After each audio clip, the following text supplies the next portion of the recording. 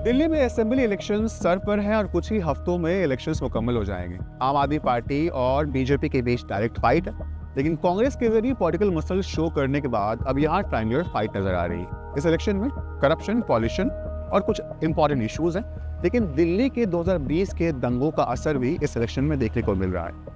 आम आदमी पार्टी, जो कि इनकम्बेंट पार्टी है और पिछले 2 टर्म से यहाँ फुल फ्लेज सरकार चला रही है, उसके लिए कई तरह के चैलेंजेस हैं।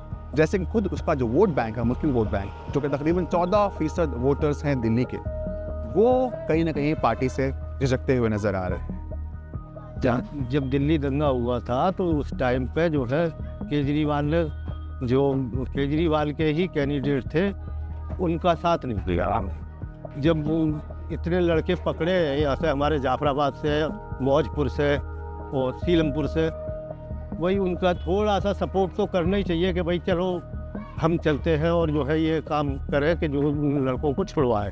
केजरीवाल दरअसल में मेजोरिटी पॉलिटिक्स का शिकार हुए हैं, लेकिन मेजोरिटी पॉलिटिक्स कर रहे हैं वो मुसलमानों के ऊपर, जिनके बेस पे मुसलमान आँख वोट की इनको वोट करता है।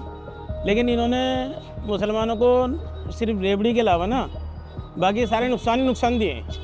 पहले जो आम आदमी पार्टी आई थी अपने कामों के ऊपर आई थी, बिजली पानी के ऊपर आई थी, लेकिन पिछले 2020 में जो आम आदमी पार्टी के चुनाव हुए थे, उसके बाद आपने देखा आम आदमी पार्टी का कितना गंदा रोल रहा, और ख़ास तौर से मुस्लिम कम्युनिटी के अंदर।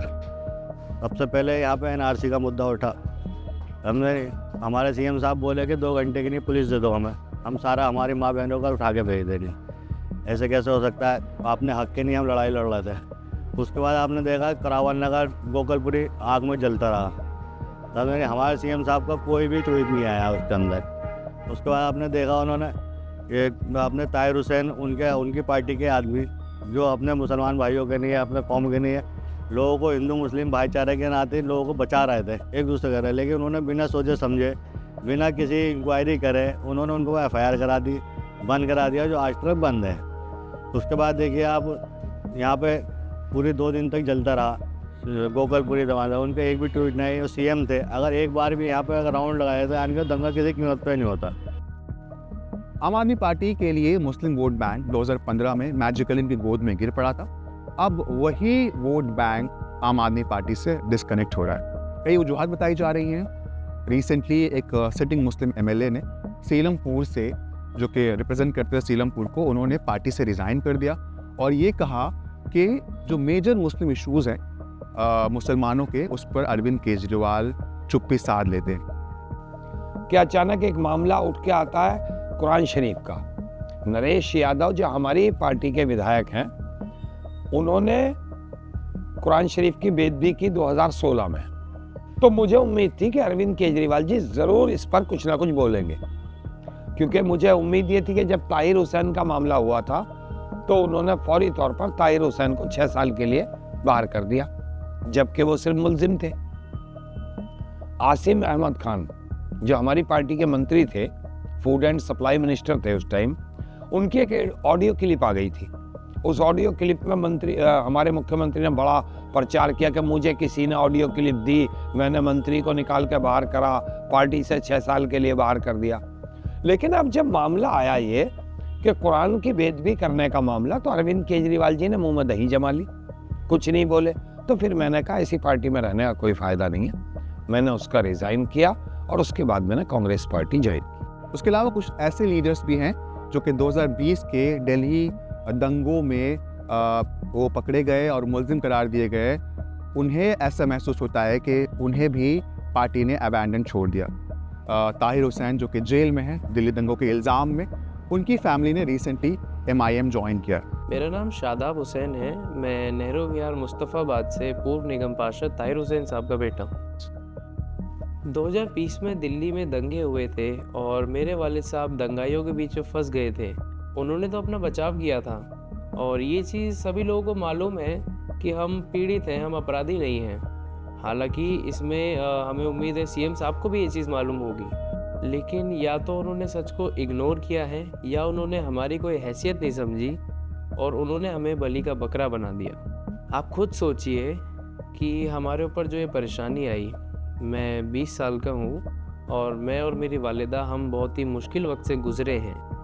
हमारी आवाम चाहती थी कि हम अपने इस पॉलिटिकल आइडेंटिटी को, इस पॉलिटिकल करियर को जारी रखें, लेकिन हमने उसको रोक के रखा। लेकिन अब हमें समझ में आ गया है कि हमें इस हक और इंसाफ की लड़ाई को खुद लड़ना बहुत ज़रूरी है। हालांकि पार्टीज की अदला बदली होती रहती है, लेकिन मुसलमानों के बीच आम आदमी पार्टी को लेकर जो एक धारणा है, जो एक तस्वुर है, वो कहीं ना कहीं बदलता नज़र आ रहा है। और उसके पीछे वजह बताई जा रही है कि अरविंद केजरीवाल मुसलमानों के बड़े इश्यूज़ पर, जो कि जेन्युइन भी अगर हो सकते हैं, तो उन पर वो चुप रहना पसंद करते। वो ये देखना चाहते हैं कि जिस समय जिस चीज़ से उनको लगता है कि राजनीतिक फ़ायदा मिलेगा, वो चीज़ कह दें या वो पोस्चर ले लें। वो बस चुनावी राजनीति करना चाहते थे। तो यही वजह है कि जब मुसलमानों के असली मुद्दे आए, चाहे दिल्ली में दंगे जो हुए उस समय जब आए, या ये रोहिंग्या रेफ्यूजीज़ का जब मुद्दा आया, सब पर इन्होंने ऐसा स्टैंड लिया जिससे इनको ये लगा कि भाई हम ऐसा कुछ ना कह दें, ऐसा कुछ ना कर दें जिससे कि हिंदू हमसे नाराज़ हो जाएं। इलेक्शन से पहले आम आदमी पार्टी के कुछ मुस्लिम लीडर्स और एक सिटिंग एमएलए रिजाइन कर देते हैं, जिसके बाद ये सवाल पैदा होता है कि क्या इस बार मुसलमान आम आदमी पार्टी से नाराज़ है? क्या दिल्ली दंगों पर अरविंद केजरीवाल की खामोशी उनका वोट बैंक, जो मुस्लिम वोट बैंक है, क्या उस पर असरअंदाज होगी? नहीं, लोगों में अब कन्फ्यूज़न का है, क्योंकि आम आदमी को भी मुसलमान का सिर्फ वोट चाहिए, कांग्रेस को भी वोट चाहिए, सबको तो सिर्फ मुसलमानों को वोट चाहिए ना। हक की जहाँ जो जेन्युइन हक की बात करने की भी बात आती है, वहाँ कौन सी सेकुलर पार्टी आती है? किसी एक का नाम बता दीजिए।